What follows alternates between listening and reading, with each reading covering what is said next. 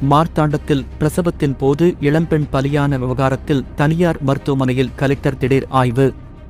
கன்னியாகுமரி மாவட்ட மார்த்தாண்டம் பகுதியில் உள்ள தனியார் மருத்துவமனையில் குழந்தை பெற்றெடுத்த இளம்பெண் உயிரிழந்ததை அடுத்து சம்பந்தப்பட்ட தனியார் மருத்துவமனையில் மாவட்ட கலெக்டர் அழகுமீனா திடீரென ஆய்வு மேற்கொண்டார்.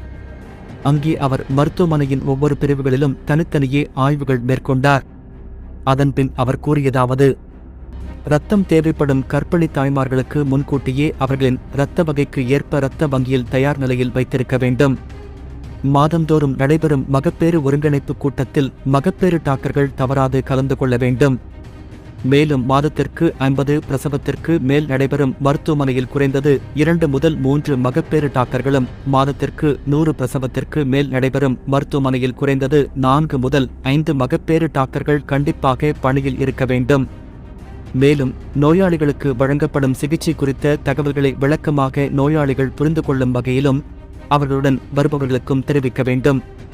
தாய் மற்றும் சேய்நல மருத்துவர்கள் சனி ஞாயிறு உள்பட அனைத்து நாட்களும் 24 மணி நேரமும் மருத்துவமனையில் இருப்பதை இணை இயக்குனர் மருத்துவம் மற்றும் துணை இயக்குனர் சுகாதார பணி அதிகாரிகள் உறுதி செய்ய வேண்டும்.